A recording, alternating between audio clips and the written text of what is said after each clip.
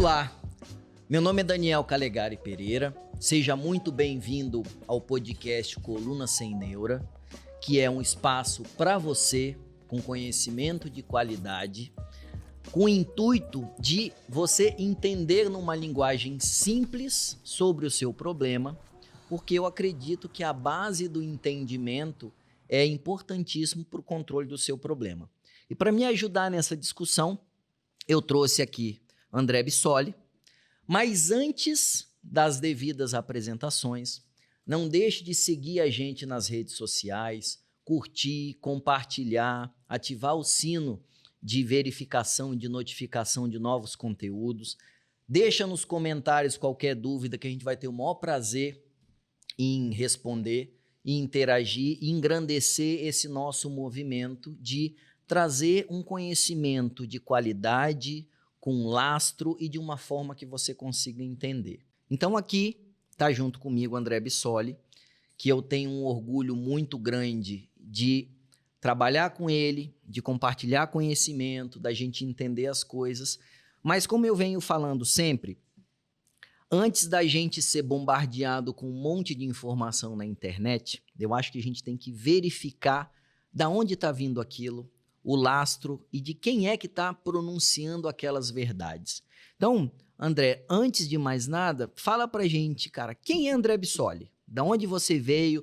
Qual é a formação que você teve? Da onde você adquiriu conhecimento para falar com a gente hoje sobre neuromodulação? Beleza. Boa tarde, Daniel. Boa tarde ao pessoal que nos escuta e nos vê.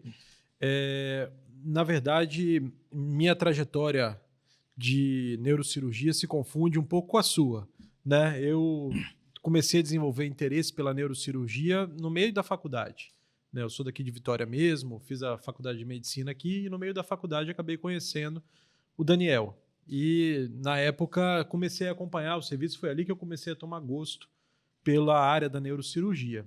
E depois fui para a residência, fiz a residência inclusive também no mesmo serviço, que foi a Faculdade de Medicina de Botucatu, na Unesp, uma residência com volume cirúrgico grande. E lá nessa residência, durante essa convivência, eu tive contato com a neurocirurgia funcional. A neurocirurgia funcional é uma subespecialidade, é uma área da neurocirurgia que, entre outras coisas, mexe muito com essa parte de neuromodulação. Essa parte de neuromodulação ela é muito extensa, é um campo muito grande, né? E realmente foi um período que eu tive depois da residência, de um ano muito enriquecedor no Hospital das Clínicas da Faculdade de Medicina da USP, em São Paulo, que é o maior centro de neurocirurgia funcional do país. Tá? A quantidade de procedimentos lá era muito grande, a quantidade de pacientes vistos por nós também era muito grande. E nesse momento que realmente solidificou todo esse conhecimento de neuromodulação, da neurocirurgia funcional como um todo. Nesse período também teve a titulação em medicina da dor, né, e principalmente o foco nessa área intervencionista, né, que a gente faz procedimentos que são voltados a melhorar a qualidade de vida das pessoas que têm, entre outras coisas, dor crônica também. Ótimo. E assim, eu sou suspeito porque, como vocês perceberam, o André trabalha comigo todo dia, né? E assim, a nossa visão no manejo da doença da coluna, ela é uma visão multidisciplinar. Então, a gente soma conhecimentos em prol do controle de dor e de melhoria da qualidade de vida. E um dos grandes desafios que a gente tem hoje, quando a gente fala de dor e fala de neurocirurgia, que o simples fato da gente falar que a gente é neurocirurgião já causa uma surpresa, né, para as pessoas que, assim, muitas vezes as pessoas não sabem nem o que a gente faz. Então, assim, a neurocirurgia em si, quando a gente fala neurocirurgia, qualidade de vida, já são coisas que as pessoas meio que não conseguem entender. Agora, quando a gente fala de neurocirurgia funcional, se torna uma coisa um pouco mais complicada ainda das pessoas entenderem, porque a gente vê que dentro da área da medicina se confunde com a área de várias especialidades. Então, assim, para os nossos seguidores, até para ajudar eles a entenderem isso, a primeira pergunta que eu gostaria que você esclarecesse para nós, e eu vou me colocar na condição de ouvinte num contexto desse, é o que é a neurocirurgia funcional? O que um neurocirurgião funcional faz, a grosso modo? Assim, o que eu preciso pensar? Olha, eu preciso de uma ajuda de um neurocirurgião funcional. Isso até a explicação realmente não é muito simples, né? É uma sub-área da neurocirurgia muito específica, com várias particularidades. Mas, assim, a grosso modo, neurocirurgia funcional é aquela área da neurocirurgia que utiliza dos conhecimentos que a gente tem de como o nosso sistema nervoso funciona e modifica alguns desses mecanismos de forma a tratar algumas coisas que não são causadas, por exemplo, por um problema mecânico ou que precisa tirar alguma coisa ou colocar alguma coisa ou estabilizar alguma coisa. É realmente voltado para alterar o funcionamento a nível, às vezes, dos próprios neurônios, os sinais elétricos mudarem, um circuito que precisa ser mais ativado, você alterar o funcionamento do nosso sistema nervoso de forma a tratar certas doenças que são transtornos do funcionamento. Diferente, por exemplo, de um tumor que precisa ser removido, ou de alguma deformidade de coluna que precisa ser corrigida, ou uma hernia de disco que precisa ser removida por causa de uma compressão. Já é uma especialidade em que a gente, na verdade, faz intervenções para modificar, então, a forma como o nosso sistema nervoso funciona. Então, são intervenções geralmente menores, são cirurgias com um grau de invasividade um pouco menor, ou seja, não são cortes tão grandes, né? O pessoal até brinca que o neurocirurgião funcional é aquele cirurgião que não gosta de cirurgias muito grandes, né? Mas porque o desafio, na verdade, não é nem a execução da cirurgia em si. A dificuldade na neurocirurgia funcional é, primeiro, indicação, escolher bem o paciente que vai ser submetido ao procedimento. Claro que existe a questão da execução, com detalhes técnicos importantes, e também a questão, depois do ajuste, quando é necessário, quando é um dispositivo implantado, o ajuste daquele dispositivo para ter o melhor resultado possível. Então, é uma gama de conhecimentos um pouco diferente e também com algumas habilidades que são um pouco diferentes de outras subespecialidades na neurocirurgia. Pensando em ajustes, né? Obviamente que você tem um conhecimento infinitamente maior do que o meu sobre isso.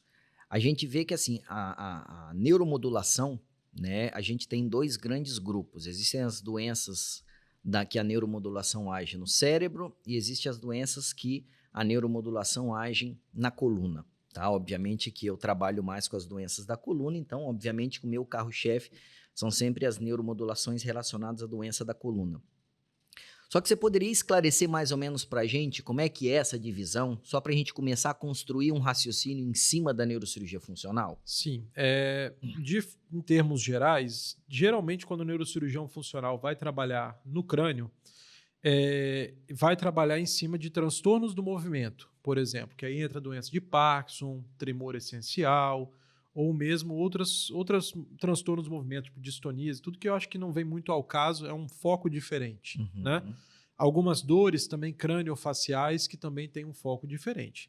Na coluna, é 99% dor. A gama é muito maior. É muito maior a aplicação específica para dor, porque tem muita relação também com o tratamento de dores através de estimulação da medula, principalmente. Estimulação de alguns nervos próximos à medula.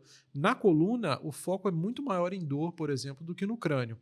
Então, a gente já parte de um paradigma um pouco diferente, né? Até existem outras coisas em coluna que se trata com um implante de alguns dispositivos, mas assim, de longe disparado é dor, grande maioria dos casos num contexto geralmente de pós-operatório, de algumas cirurgias, algumas complicações, ou mesmo, em alguns casos, sem que tenha havido um procedimento cirúrgico. O que a gente vê quando a gente fala de dor, tem que lembrar que é uma dor de origem neurológica, né? Uma dor neuropática por alguns motivos. E esses dispositivos, é o que você estava comentando, eles funcionam modulando a estrutura elétrica, vamos colocar assim, modulando a estrutura funcional do sistema nervoso. E aí eu queria que você explicasse para a gente, né? Você pediu para eu organizar as coisas aqui, como é que funciona isso? Como é que eu consigo externamente regular uma coisa que todo mundo meio que assusta? Vou regular alguma coisa na medula. Explica mais ou menos para a gente como é que funciona esse eletrodo. Isso é assim, a gente tem a impressão às vezes de que esse assunto de neuromodulação é uma coisa nova, né? De que fazer cargas elétricas no nosso corpo para mudar alguma coisa é novo. Não é. Para você ter uma ideia, o primeiro relato de que existe na história de alguma coisa relacionada a isso, de eletricidade, data da época do Império Romano. No Império Romano, existia uma forma de tratar algumas dores que era usando aquele peixe elétrico. Eles colocavam peixe elétrico na pele para poder diminuir algumas dores. E funcionava, porque hoje o que faz o papel do peixe elétrico ainda é usado, né? Só que agora é uma plaquinha ligada num gerador na pele. Mas isso é um pouco diferente. E assim, isso foi sendo visto ao longo da história e o grande salto aconteceu depois da década de 70. No final da década de 70, início da década de 80, começou-se a implantar dispositivos na coluna, dentro da coluna, para poder, então, jogar carga elétrica sobre a medula e aí sim ter uma resposta. Você estimulando a medula, jogando energia nela, é mais ou menos a mesma coisa que você, por exemplo, quando machuca o braço, coloca a mão em cima para diminuir a dor. É mais ou menos o mesmo sentido, é o mesmo movimento, só que você não precisa ficar colocando a mão onde dói o tempo todo. Você tem uma forma de fazer isso com eletricidade para você poder fazer outras coisas, né? E para isso existem alguns dispositivos em que a gente faz, então, o implante dentro do canal de osso onde passa a medula, a gente coloca o dispositivo lá e joga pequenas cargas elétricas que são criadas em um gerador como esse, que é bem parecido com o marca-passo, funciona mais ou menos da mesma forma. E isso vem avançando com geradores cada vez menores, com baterias que duram cada vez mais e com modos de estimular a medula diferentes, que trazem resultados melhores também. Então, assim, não é uma coisa nova. Na verdade, já existe há quase 40 anos. Só que sempre teve alguns problemas de durabilidade, de questão de baterias que não duravam o suficiente, ou dificuldade, às vezes, de regular para poder gerar a melhor estimulação possível. Melhoria tecnológica. São então. evoluções tecnológicas que a gente vai vendo ao longo do tempo e que hoje a gente está num patamar muito interessante. Já tem N formas diferentes de você poder fazer esse cuidado, esse ajuste depois do implante. Então, hoje, dependendo do local onde eu tenho a dor, eu consigo implantar o eletrodo numa região que responde por aquilo dali, e aí, eletronicamente, eu consigo mudar isso. Basicamente é isso. Basicamente, você faz isso. Tá? E agora de várias formas diferentes. E é interessante como responde, né? Como, num caso que é bem indicado, como isso muda a vida da pessoa, como isso traz uma qualidade de vida que ela já até esqueceu que ela tinha antes. Geralmente são pacientes que sofrem muito, né? Eles geralmente essas dores, ainda mais quando chega no nosso consultório, são pacientes com anos de dor. Sim, é muito difícil você pegar alguém que começou a sentir uma dor como essa de agora, né? Geralmente ele vem de um histórico prévio, todo de cirurgia, fisioterapia, perder de vista, às vezes alguma infiltração, mas aquela dor persiste e ela vai mudando. Isso que é o pior, né? Ela vai se tornando crônica e o organismo vai mudando a forma como ela é percebida. Isso é uma informação importante para você. Então, assim, a primeira coisa é, ter dor não é normal, é a primeira coisa. Se você fez um procedimento na coluna por qualquer que seja o motivo, e logo depois você tem uma dor que é igual ou pior ou até diferente da que você teve, e aquilo cronifica, isso é um problema. Porque eu posso ter uma alteração cerebral por conta da dor. E isso daí já potencializa o tratamento, dificulta a recuperação.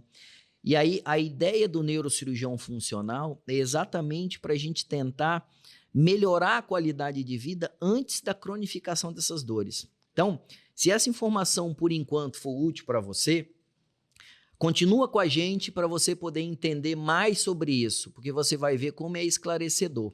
E falando nisso, André, a gente tem aqui o eletrodo, né? Você poderia mostrar para a gente mais ou menos como é que ele funciona? Sim. Acho que eu vou pedir ajuda agora para a gente poder fazer uma filmagem mais de perto. No geral, é assim.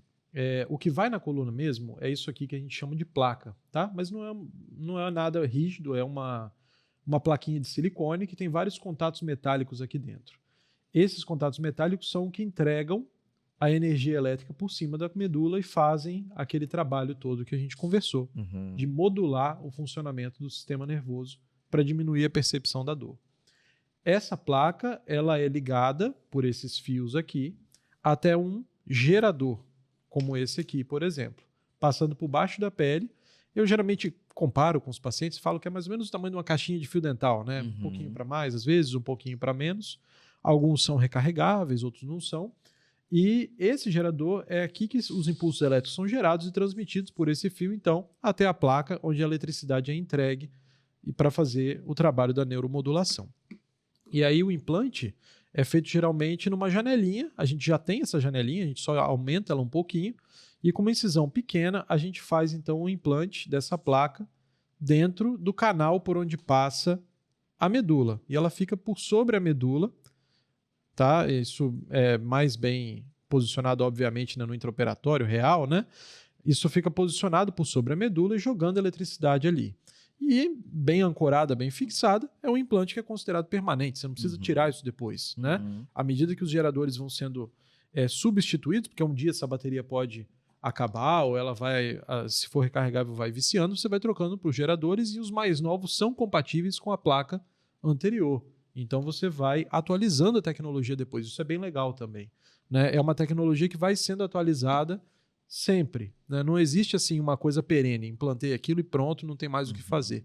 Então essas atualizações são muito interessantes também. É uma área que está em constante atualização. Não tem verdade duradoura, absoluta em termos de equipamento. Ele vai sendo atualizado. E como qualquer tecnologia, né? Você vai atualizando as formas, tanto que o eletrodo é o mesmo, mas você tem programas diferentes que você vai ajustando para cada paciente. Exatamente. E o interessante é que a gente vê o paciente construindo conhecimento também, porque é muito complicado nesse primeiro momento você falar com um paciente com uma dor crônica que você vai implantar um chip nele e esse chip vai mudar a percepção que ele tem da dor.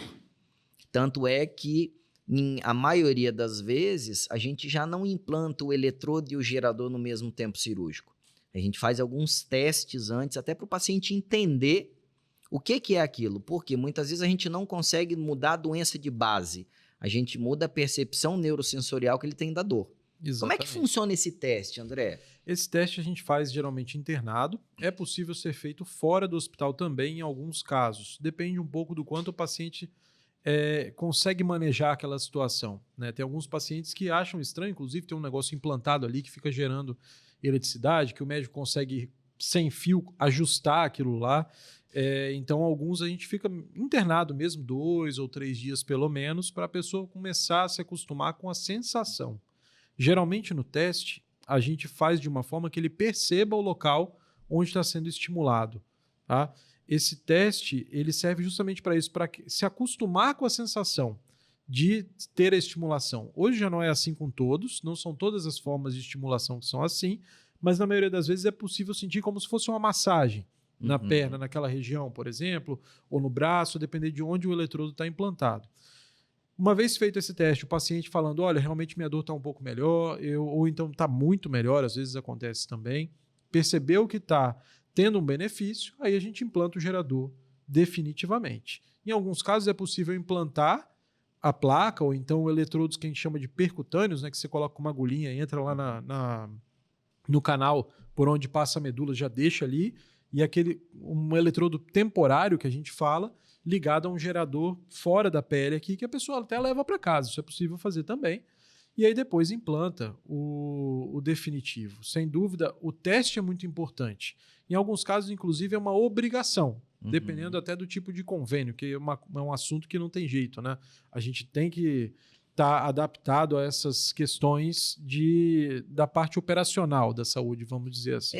Só para quem está seguindo a gente, né? A primeira coisa essa tecnologia, apesar de ser moderna, ela está no rol da Agência Nacional de Saúde, ou seja, todos os planos regulamentados, eles têm a obrigação de disponibilizar isso para os seus clientes, obviamente que seguindo algumas diretrizes de utilização, que isso é bem claro, tá? Agora, uma coisa que é importante, até para quem não é da área da saúde, a nossa medula é um sistema de fiação, como é uma fiação de casa. Existe um painel que corre essa fiação que vai para os braços e para as pernas. Então, a gente sabe, né, dependendo da posição que está na coluna, onde fica a fiação que vai para cada região. Então, eu consigo, por exemplo, saber onde que está a fiação que vai para a perna direita, onde é que está a fiação que vai para a perna esquerda. Então, assim, esse exame físico que a gente faz antes é o que vai definir onde a gente vai ter que colocar esse eletrodo. Então, dependendo de onde eu coloco, eu consigo fazer esses estímulos. Então, o entendimento do paciente faz parte do processo de ajuste dessa questão do eletrodo. E existe uma outra coisa, só para acrescentar, que é bem interessante também, que é o paciente possui normalmente um controlador pessoal, que a gente chama, que é ou um controlinho, parece um controlinho de remoto, assim, ou até mesmo, em alguns casos, é um iPod, né? Que esse controlador pessoal ele consegue ajustar, escolher entre diferentes programas, diferentes tipos de estimulação e controlar a intensidade. Então, às vezes, estou sentindo demais, quero diminuir, consegue fazer isso em casa. Você não precisa ir ao médico toda vez para poder fazer esse ajuste. E muitas vezes é possível a gente limitar ou permitir coisas diferentes a depender da demanda do paciente. Então, quanto mais engajamento tiver da parte do paciente, é mais importante também. Né? É uma coisa que exige uma participação mais ativa do paciente, inclusive, para ter um bom resultado. Não é uma coisa, por exemplo, que eu vou ditar tudo que o paciente precisa. A demanda que o paciente me traz e a resposta que ele traz são muito importantes também. Então, a gente trabalha muito junto, na verdade. Agora, André, a gente teve algumas interações dos nossos seguidores perguntando, quando a gente comentou que ia falar sobre neuromodulação, principalmente na coluna, quais são os casos que eu posso pensar na utilização de neuromodulação? De longe, assim, existem várias indicações, tá? Não tem uma só. Mas, de longe, a principal indicação é o que classicamente o pessoal chama de síndrome pós-laminectomia, tá? Que hoje em dia a gente até usa uma denominação, um nome diferente para ela, que é como se fosse uma dor neuropática persistente pós-operatória. Nada mais é do que uma cirurgia que foi feita na coluna, em que depois que foi feita a cirurgia, ou porque teve alguma infecção, ou pela cicatrização mesmo daquele lugar, a cicatrização comprime, aperta, inflama os nervos e causa uma lesão crônica que não é mais operável.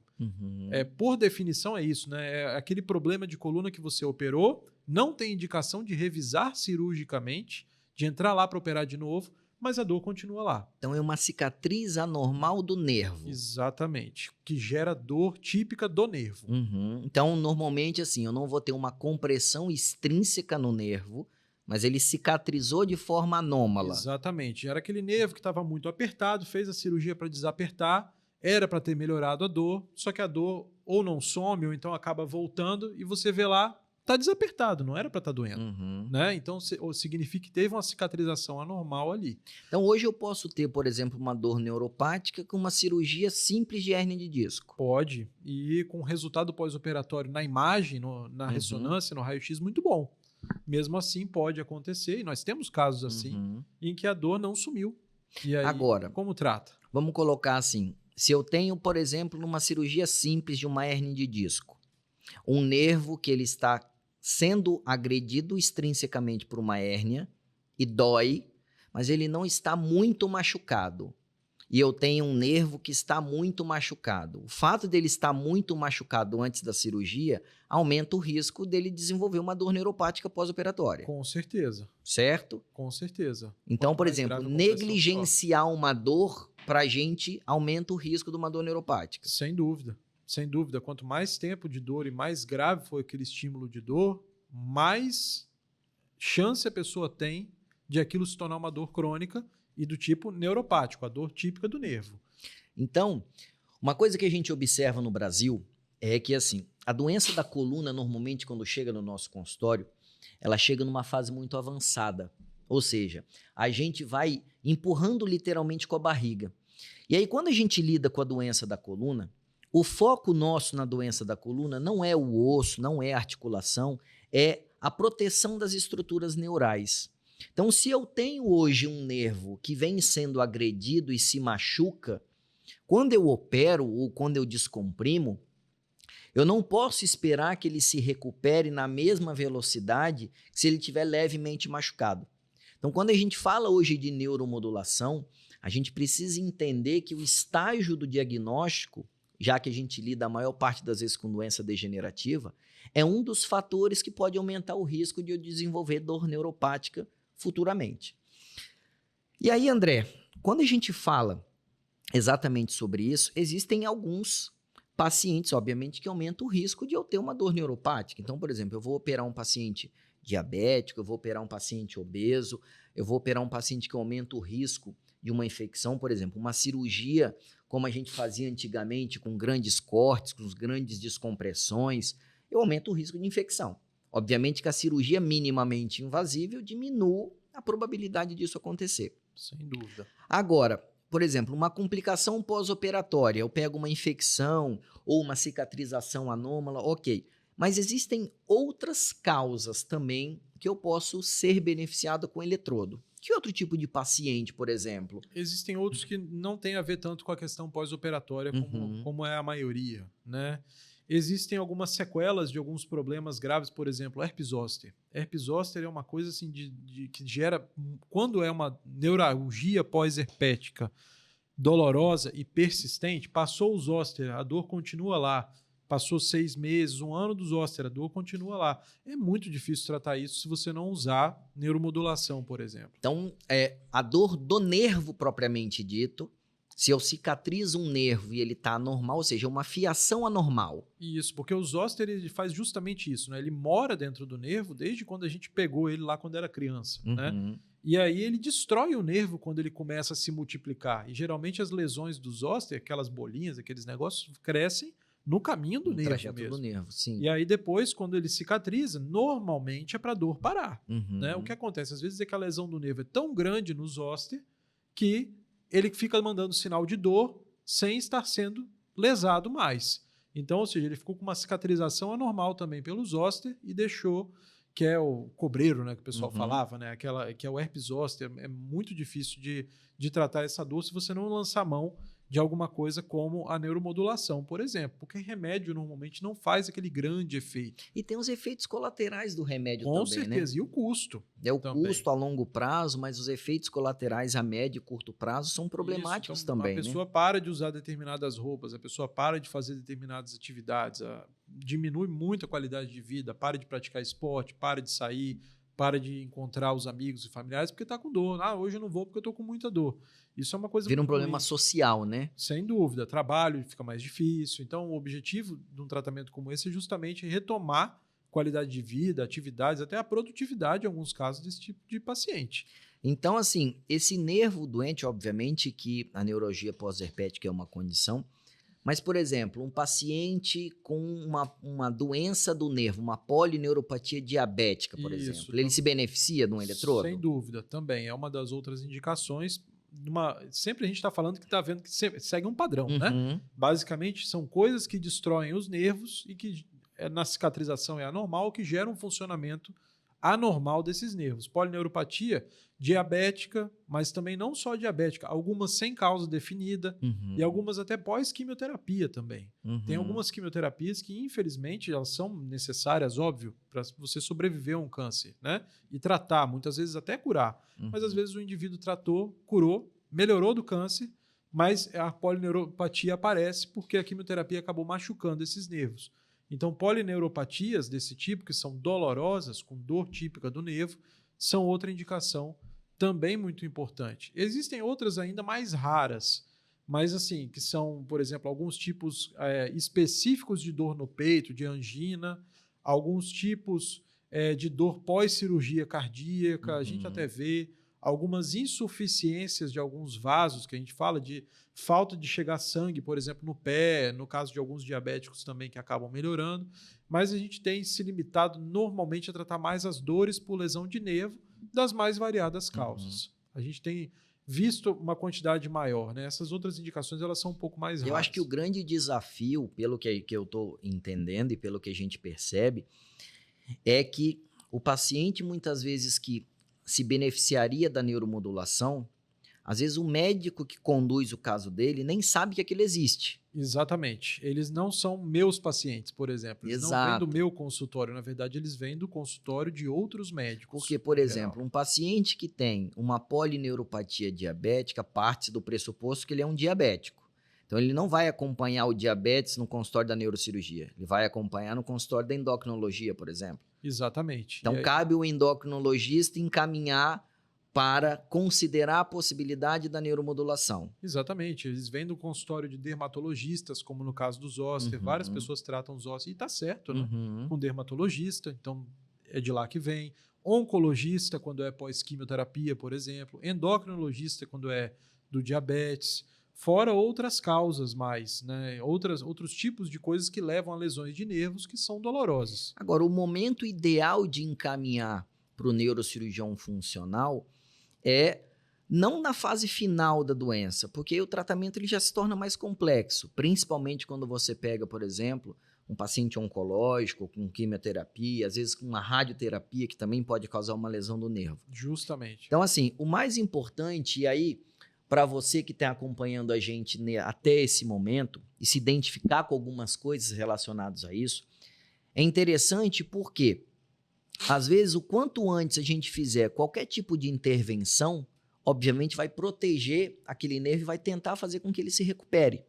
Então, isso é importante para nós porque, às vezes, você vai pegar, por exemplo, uma paciente ginecológica que está fazendo um tratamento, por exemplo, para endometriose, que está invadindo a estrutura dos nervos da pelve, por exemplo. Sim. Essa é uma paciente que ela pode estar tendo controle da endometriose, mas está tendo dor. E aí essa dor não é da rotina do ginecologista ou do oncologista fazer o manejo.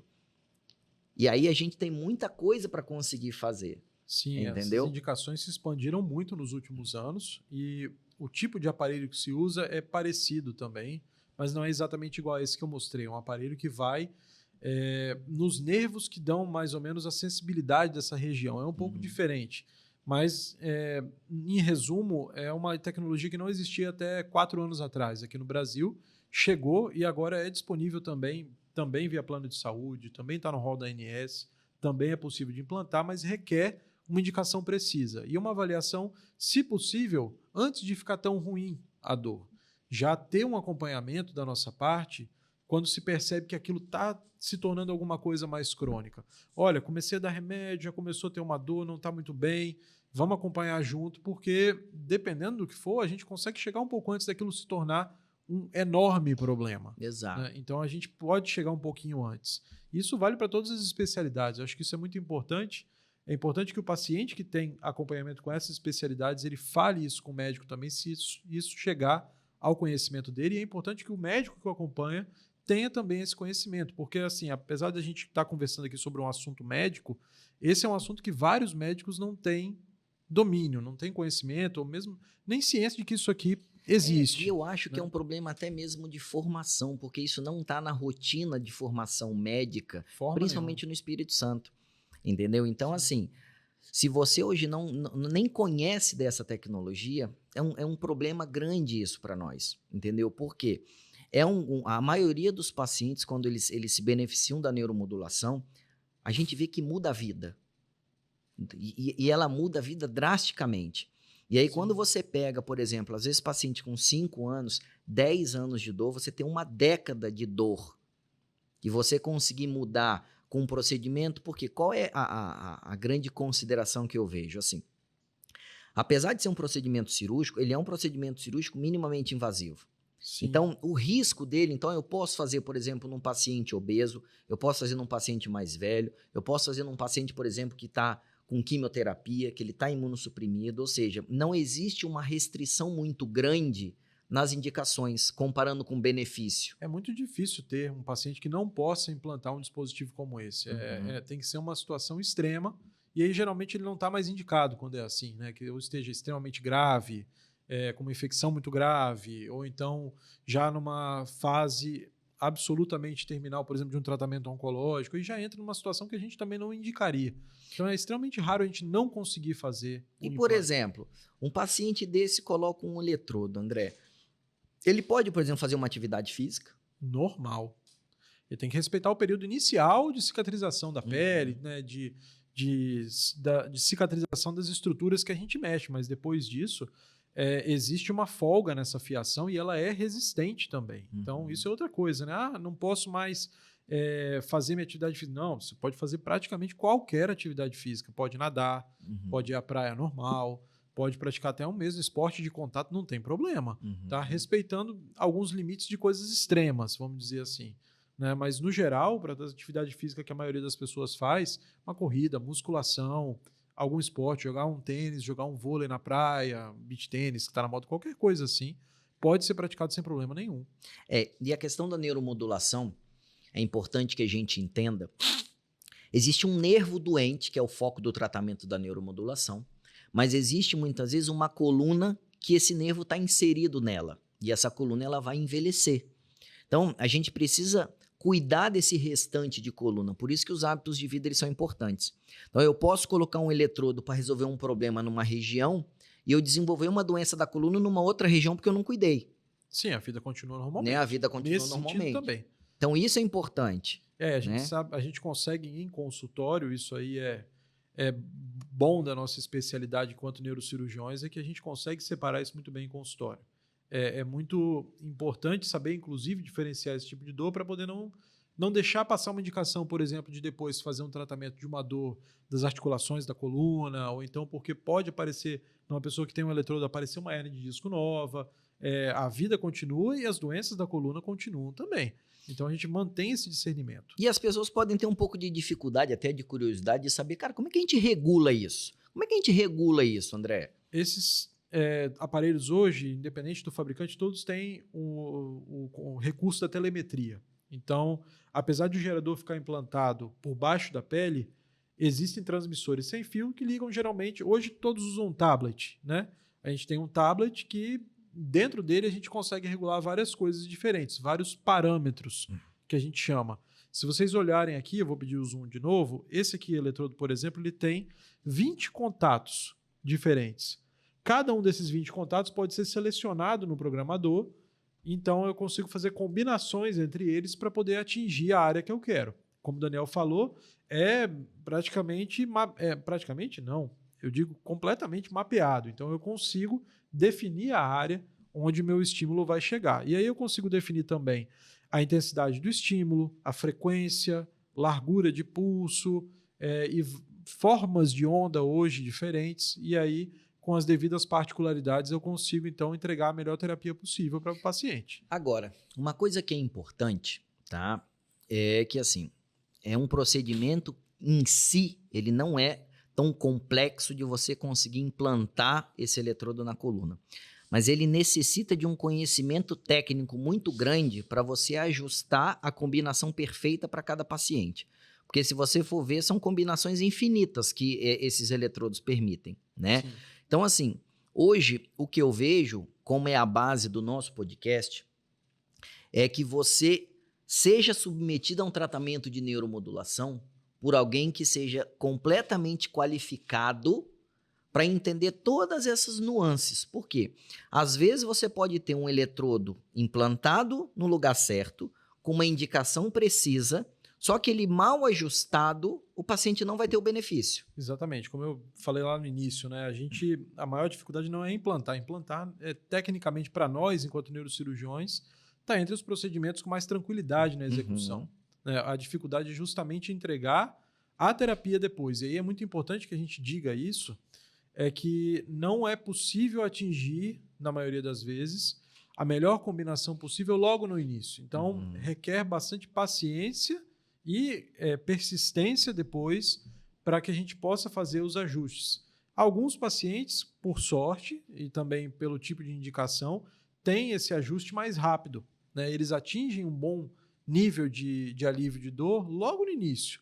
Outros necessitam de ajustes seguidos, repetidos, até chegar a um ponto satisfatório. Lembrando que assim, o nosso objetivo não é eliminar completamente a dor. Isso é muito difícil de fazer. Em alguns casos até acontece, mas o objetivo é diminuir a dor a um ponto que a pessoa possa atingir determinadas metas. E é muito importante trabalhar com essas metas depois. Falar, olha, eu quero ser capaz de ir até a padaria e voltar todo dia da semana de manhã. Ou eu quero ser capaz de cuidar do meu quintal como eu cuidava antes e não consigo mais. Ou de praticar aquele esporte que eu conseguia e agora não consigo mais. Estabelecer metas é muito importante. O alinhamento de expectativa no manejo de dor crônica é fundamental, porque assim, você comentou no início, a gente esquece da dor. Quando você ajusta 60%, 70%, 80% de alívio de dor, o próprio cérebro faz com que a gente esqueça daquilo. Então, quando você tem bem documentado essas expectativas, falar, olha só, André, eu gostaria de ir à padaria, comprar pão de manhã cedo e voltar. Se você conseguiu atingir aquela meta e o paciente veio, por exemplo, se queixando de outras coisas, como se aquilo não funcionou, você tendo aquilo bem definido, você fala, olha só, mas não foi isso que nós combinamos lá atrás. Então existe essa necessidade até para a pessoa também entender que doenças crônicas, como dor crônica, por exemplo, elas têm fases diferentes e vão evoluindo ao longo do tempo e vão gerando repercussões diferentes ao longo do tempo. A nossa ideia é tentar frear esse processo, controlar a dor, retomar o máximo possível de qualidade de vida. Restaurar o nervo, infelizmente, com a tecnologia que a gente tem hoje, ainda não é possível. Quem sabe a gente não veja isso no futuro próximo, que seria ainda melhor. Mas o objetivo hoje é esse, é controle de dor, permitir a realização de atividades que não estavam sendo realizadas antes. Dificilmente a pessoa, por exemplo, não vai precisar de mais nenhum remédio para dor crônica, mas a quantidade vai ser bem diminuída, né? Isso é outra coisa também. Então, assim, o tratamento de dor é um contínuo. A gente vai ser médico e paciente ali juntos por muito tempo. Isso Agora, é importante o que falar. a gente observa quando a gente fala de dor crônica e a neurocirurgia funcional é que acaba que é uma vertente da neurocirurgia que navega em várias especialidades. Sim. Então, uma coisa que é interessante quando a gente implanta um eletrodo desse, por exemplo, eu tenho pacientes meus da cirurgia da coluna que acompanham comigo da doença da coluna e acompanham com o André por conta da neuromodulação. Sim. Então, isso é importante porque esses pacientes que, porventura, por exemplo, venham do endocrinologista, então eles vão ter 2 médicos para o mesmo problema. Ele vai ter o médico que cuida do diabetes, que é o endocrinologista, Exato. e o médico que vai cuidar da neuromodulação, que é o André. Então, isso é importante porque você vai agregar uma pessoa a mais no manejo multidisciplinar, você aumenta a eficiência, né? Então, por exemplo, às vezes os pacientes vêm ao consultório, eles vão passar em consulta comigo e logo depois vão passar em consulta com você. São raciocínios completamente diferentes, porém são complementares. Exatamente. Então, isso é importante. A neurocirurgia funcional, por definição, exige trabalho multidisciplinar, que a gente fala, né? Ou com outra especialidade médica, mas também com outros profissionais de saúde. Tanto que para, por exemplo, implantar um eletrodo, você precisa ter, por aquelas diretrizes de utilização que a gente conversou, um laudo dizendo que a pessoa já passou por um serviço de fisioterapia e mesmo assim ainda não obteve o controle desejado de dor. Então, assim, a gente precisa de outras especialidades médicas e também de outras áreas da saúde. Então, até o próprio fisioterapeuta, vendo aquele paciente que está num desenvolvimento que não está tão adequado, ele pode ativar um sinal de alerta e falar, olha Exatamente. só, eu acho que esse paciente se beneficia da neuromodulação. Isso acontece volta e meia. Uhum. Isso realmente acontece. Grandes parceiros nossos fazem um trabalho maravilhoso e que tem uma visão mecânica singular daquele paciente. E para isso, muitas vezes acaba vindo deles, inclusive. O paciente tem um médico assistente de outra especialidade que operou lá atrás, mas é o fisioterapeuta, às vezes, que traz essa preocupação e a gente vai ver realmente tem indicação. Então, é um trabalho de várias especialidades. É assim que a gente consegue enriquecer mais o tratamento, porque não são coisas simples de tratar, né? São condições que exigem o máximo de recurso possível para ter o melhor resultado. Nossa, são informações que normalmente a gente observa no consultório, né, que os pacientes eles não têm a menor noção do que a gente faz, não têm a menor noção da neuromodulação. E eu acho que essas informações hoje, obviamente, que é só o começo disso, tá? A gente tem muita coisa para discutir sobre neuromodulação, mas eu acredito que, assim, foram informações cruciais para a gente começar a entender que a neuromodulação e a neurocirurgia funcional ela é uma realidade, já está presente aqui no Espírito Santo já há algum tempo. Hoje a gente consegue fazer isso nos principais hospitais do Espírito Santo, coberto pelos planos de saúde regulamentados, né? Basta o quê? Que o paciente procure o médico adequado. Porque Exatamente. se você não tiver todos esses critérios respeitados, obviamente que a taxa de sucesso não vai ser a desejada. E aí, qual é o problema como a gente já teve que fazer? Corrigir eletrodos, por exemplo, que foram implantados de forma inadequada, com indicação que não foram adequada. E aí você já pega uma condição complexa, para tentar acertar. E mesmo assim a gente consegue ajustar. Sim, esse lado de revisão existe, né? E também faz parte da nossa estratégia, mas sem dúvida, assim, o tratamento inicial bem executado evita essa dor de cabeça depois. Então é muito importante procurar um profissional que seja formado para fazer aquele tipo de procedimento, né? Implantar com alguém que tenha formação específica na área. Porque implantar não é tão difícil. Qualquer cirurgião de coluna consegue implantar isso muito bem. A dificuldade é indicar bem, implantar vai tudo bem, mas depois programar direitinho. Essa que é a questão. A gente tem, óbvio, programação também por parte dos técnicos que representam os diferentes materiais de neuroestimulação, mas é muito importante também que o cirurgião de coluna tenha um parceiro médico que entenda daquela programação, para poder traçar juntos a melhor estratégia. É assim que a gente tem o máximo possível de controle de dor. André, muito obrigado pela sua presença. É sempre esclarecedor conversar com você, tá? E a gente vai, obviamente, amadurecendo mais temas, tá? Saiba que você vai participar em outros momentos discutindo outras coisas, porque eu acho que, assim, a neuromodulação ela precisa ser desvendada, principalmente aqui no Espírito Santo, tá? Porque nós temos tudo para conseguir melhorar a qualidade de vida dos nossos pacientes. O que está faltando é exatamente essa interação, está faltando conhecimento, tá? Então, para vocês, né, nós vamos deixar aqui na descrição as redes sociais do André, para vocês poderem acompanhar, ver o desenvolvimento de toda essa técnica da parte da neuromodulação e até o nosso próximo encontro.